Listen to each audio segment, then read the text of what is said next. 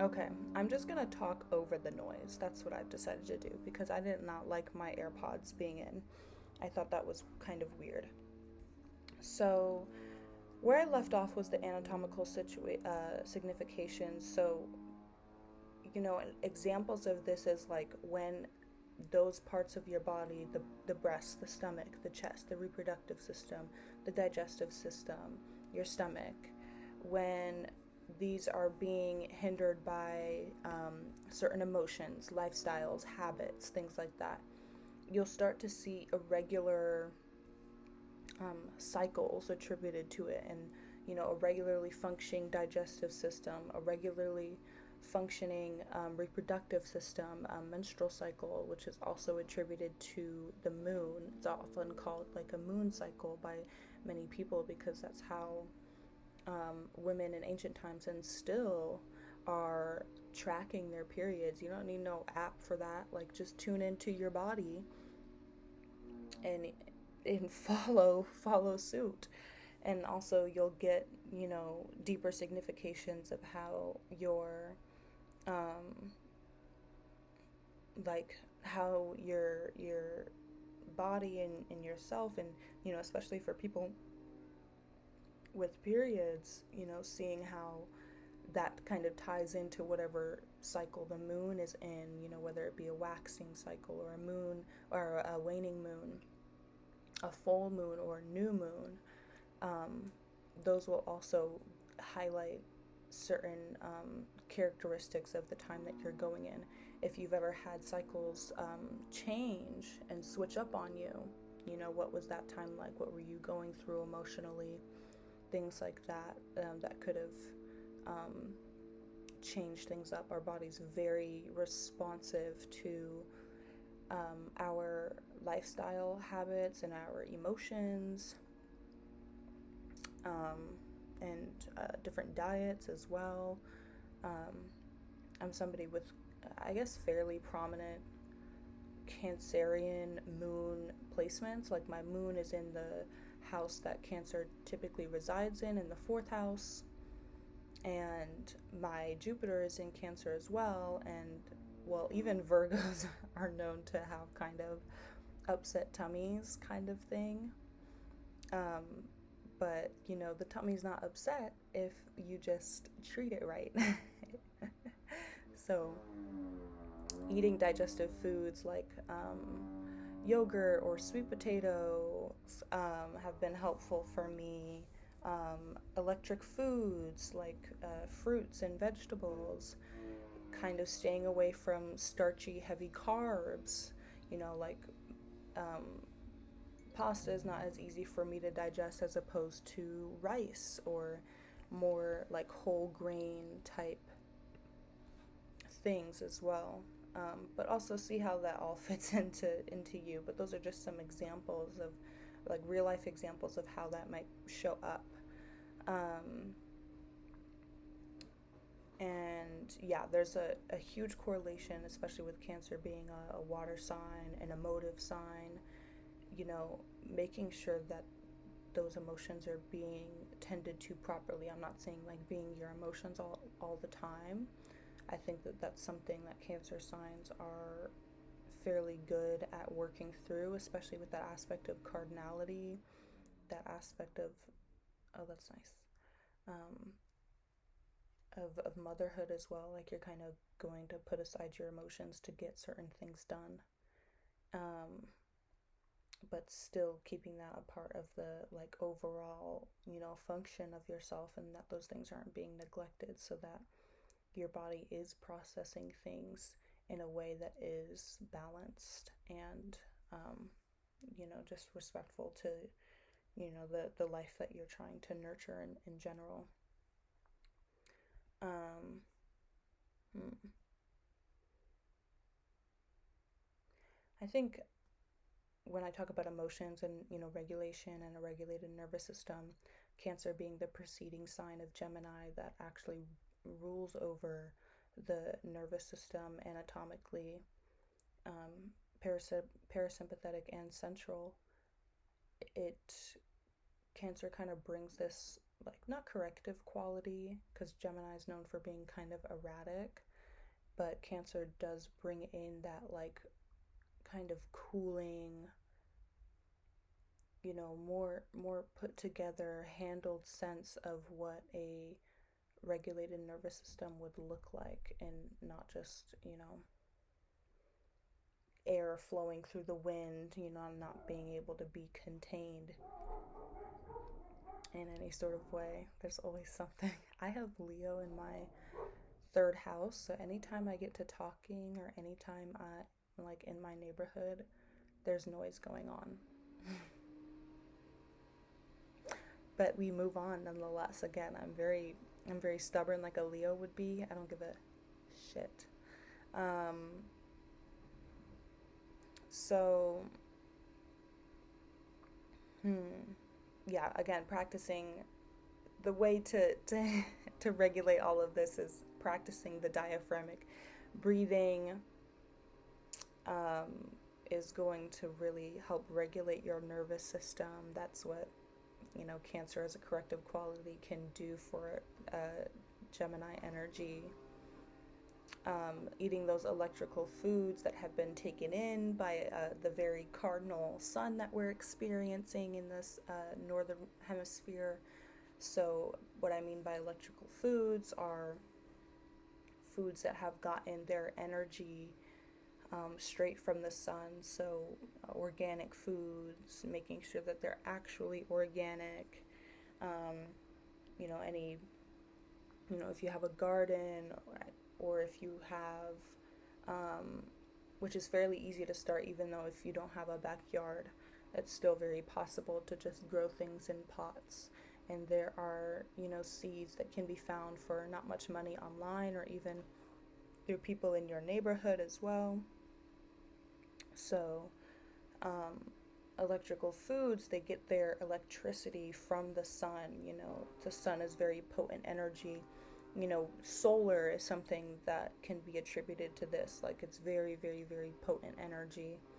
And things can be run sustainably. Huge buildings can be run sustainably through solar energy. And the same goes for foods. This is an age old knowing that the sun carries, very potent energy. People with melanin, who have vitamin D deficiency may not be getting a lot of sun, whether it be through, work, being in artificial lighting a lot of the time, or just simply not going outside and prioritizing that. So, definitely important for not just people with melanin, but people who, of all people, we get our energy from the sun. So you're even more like powerful. You're harnessing even more power when you are actually consuming things that are aligned with that, and not just eating processed foods that were like grown in a lab and shipped in a dark truck and are stored in a grocery store with artificial lighting. Yeah, but that the biophotosynthesis is a really key part to that. Um, I talked about Cancer as a cardinal sign, and more aspects of cardinal qualities is this initiative and leadership. Um, they're known for dynamic energy, to starting new cycles, the summer cycle, and new ventures. A lot of people travel during Cancer season.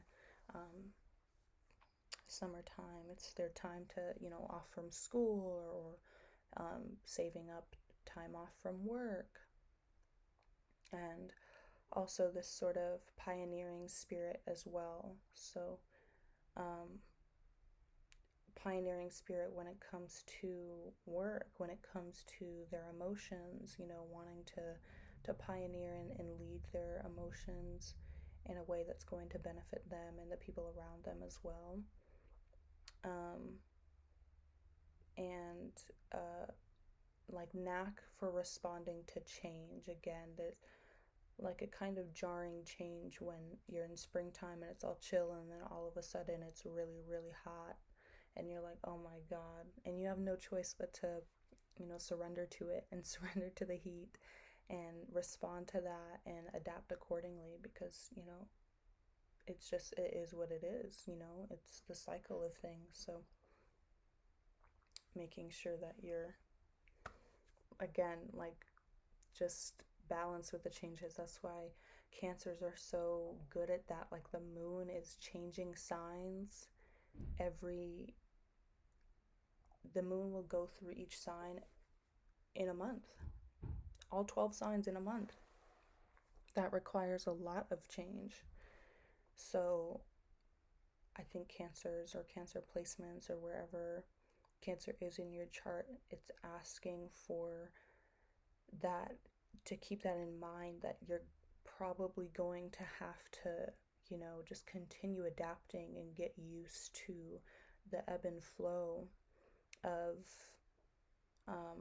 life, of, wherever cancer is in your chart, whether it be in, your third house of community and siblings, short distance travel, or it's in your, 10th house of work and career and vocation, responding to changes in the ebb and flow of that, on a regular basis. And you'll find that as you practice that more, if that's something that is like kind of jarring to you, as you practice that more, it's going to start, to feel good. It's going to start to feel aligned when you work with these aspects of your chart. Um, and it's gonna feel kind of like coming home, honestly. It's gonna feel kind of like coming home, and being able to build an even a stronger empire of, or just building and lay a true foundation for, nurturing those circumstances. Um, and Cancer's cardinality, of course, it manifests differently because it's a water sign, it's ruled by the moon, it's during the summer season where, the planets are all in different areas um, of seasons and changing, so it's going to look different. It's supposed to look different. It's not supposed to be the same every single time. But when you zoom out, there is this grander understanding, especially when you look at, when the last Jupiter in Cancer transit was like, you'll see significations of what that was like for the world, for specific people, what happened within the world nationally as well. That's something that Cancer has become attributed to, nationalism. In the United States, I have a funny story. Like, I think it was just a couple of days into Cancer season, and this realtor it was also maybe a couple of days before July 4th, and this realtor was doing, door to door, not soliciting, because she wasn't knocking on the door, but her and her cohort were leaving American flags on people's front yards, which I thought was funny. It just, like, it's perfect astrology. It's perfect astrology. Cancer season had just started, and here we are getting, American flags getting posted in our front yards for, as, advertisement for this woman's business. And that's also something that is attributed to Cancer, and the moon is being adept to systems of money and currency. That's also, a water attribute that I talked about in my water video, about how water is literally currency, money, and water signs, or wherever water is in your chart, is going to, pose significations of how that energy of, entrepreneurship, or, building a business or work even, can be channeled in for you. So, yeah, but I think that's something special that Cancer brings, as opposed to Aries, which is a fire sign, a bit more assertive and, Libra, that is a bit more about balance, which is a Venusian quality, and also air in general being a very more balanced, mutable element. Um, and then, but it still has that like Saturnian quality of not wanting things to be too, uncontained. So yeah, this is all combined with, essences of those things, active engagement, that initiating force, and yeah. But cardinal water definitely is something to harness for the betterment of yourself, especially with Jupiter in Cancer. It's all about benefics, it's all about beneficial qualities, growth mindset, abundance, wanting you to grow, pushing you to grow, that sort of thing. Um, yeah. Okay. I'm going to end it here. I'm going to put the videos together, and then I'm going to talk about Jupiter in part two and how those are going to come together with an even better signification, honestly. Okay. Bye.